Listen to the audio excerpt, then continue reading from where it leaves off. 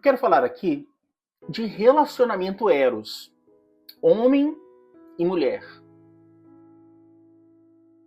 E a importância de escolhermos alguém que desejamos trilhar o namoro, com vistas ao matrimônio, e sermos escolhidos por aquilo que nós somos, pela nossa essência, não pelo aquilo que temos, pela quantidade de dinheiro, pelo curso, pela graduação, pela posição, pelo trabalho, mas se relacionar a partir da essência. Olhar para a pessoa no mais profundo da pessoa, no âmago da pessoa. E eu fiquei me perguntando algumas coisas. Eu tô numa fase, assim, que eu tô um pouco fortinho, eu tô um pouco cheinho. Mas eu pensei assim, será que isso me define? Será que eu tenho que ser escolhido só se eu tiver com uma proporção de altura e peso correta? Será que se eu tiver um pouco fora de... Será que se eu tiver fora de forma, ninguém vai olhar para mim, nenhuma mulher vai olhar para mim? Será que eu não vou ser desejado? Eu não estou falando de não fazer exercício, de não fazer... Não, evidentemente. Fazer exercício, fazer academia, praticar o esporte, procurar saúde, e procurar estética também, por que não? As duas coisas. Mas o que eu quero trazer aqui para vocês é esse olhar na pessoa, no que a pessoa é. Não importa o título, não importa o dinheiro, não importa se ela tem carro, se ela tem uma casa, mas que na essência seja uma pessoa de Deus, seja uma pessoa íntegra, seja uma pessoa que queira crescer em virtude. Será que nós temos esse olhar para com o outro? Esse olhar purificado? Eu vou contar uma coisa para vocês. Na adolescência, a gente passa para aquelas questões de se comparar com as outras pessoas, de não aceitar o corpo, né? Tudo isso, vocês sabem que a adolescência passa por isso, né? E teve um momento, não foi nem tanto na adolescência, foi nos 17, 18 anos mais ou menos, eu me comparava com uns coleguinhas que tinham cabelo comprido.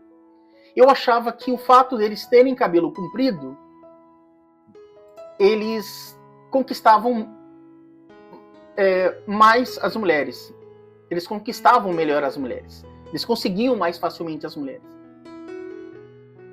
Tanto que eu deixei o meu cabelo crescer dos 14 anos aos 18. Eu já fui cabeludo, né? Já fui cabeludo.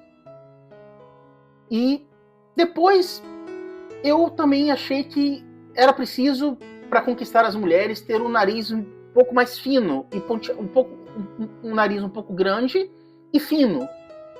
Olha só, a estética passava pelo nariz. Depois, primeiro a estética passou pelo cabelo, depois a estética passou pelo nariz. Aí depois a estética passou pelo corpo. Você precisa ter um corpo bonito para você conquistar, senão você não vai ser aceito. Essa ditadura da beleza. Mas a gente precisa olhar para a pessoa. E aí eu fiquei assim, será que é nessa fase que eu tô aqui, um pouco mais gordinho? Será que ninguém vai olhar para mim? Eu não tô na minha melhor forma física? Será que ninguém vai olhar para mim? Então você, mulher, que é cobrada pela sociedade, para que você... alguém só vai olhar para mim se eu não tiver estrias mais. Alguém só vai olhar para mim se eu perder, se eu ficar um pouco mais magra. Ou quem é magra, se eu engordar um pouquinho. Eu vou fazer um exercício pro glúteo e aí eu vou ficar com o tonificado. Claro, é bom fazer. Não estou dizendo para não fazer. Mas eu quero dizer assim, aquele olhar que atravessa a pessoa, atravessa aquele olhar de verdade, que mira na pessoa, independente de se está gorda, se está magra, se tem muito dinheiro. Claro, tem que ser um trabalhador, tem que ser uma pessoa esforçada, que busca virtude, crescer na vida. Isso tudo é o básico. Não vou falar do básico aqui com vocês. Mas será que a gente precisa estar... A gente nunca vai estar no ponto, sempre vai ter uma coisa, para mexer no corpo, para mexer na gente, mas que alguém olhe para a gente na nossa essência. Você é para que olhe para a gente na nossa essência, aquilo que nós somos, na essência. Né? Tem um santo que diz assim, eu sou aquilo que Deus pensa de mim, né? Eu não me recordo agora. Eu sou aquilo que Deus pensa de mim. Então, assim, a gente precisa primeiro ser um cristão, crescer em virtude, ser uma pessoa honesta, buscar crescer na vida. As outras coisas vão se ajustando. Então a gente quer esse olhar, tem hora que a gente quer ter um olhar, tem horas não, a gente precisa de ter um olhar, aquele olhar assim que, olha, não importa a sua situação, mas você, não importa o quanto você tem,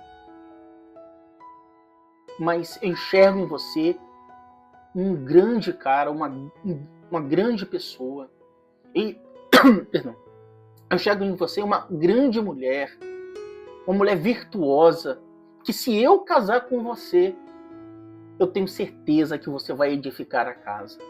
E a mulher olhando para o homem dizendo assim, olha, eu sei que você não tem muito, eu sei que você é trabalhador, mas eu tenho certeza que se eu casar com você, você vai proteger o lar, você vai me proteger, você vai cuidar de mim, você vai cuidar da família. Então, eu não estou dizendo que não deva fazer o exercício físico, não. Vamos fazer, é gostoso fazer. É louvar a Deus também no corpo que Ele nos deu. Mas esse olhar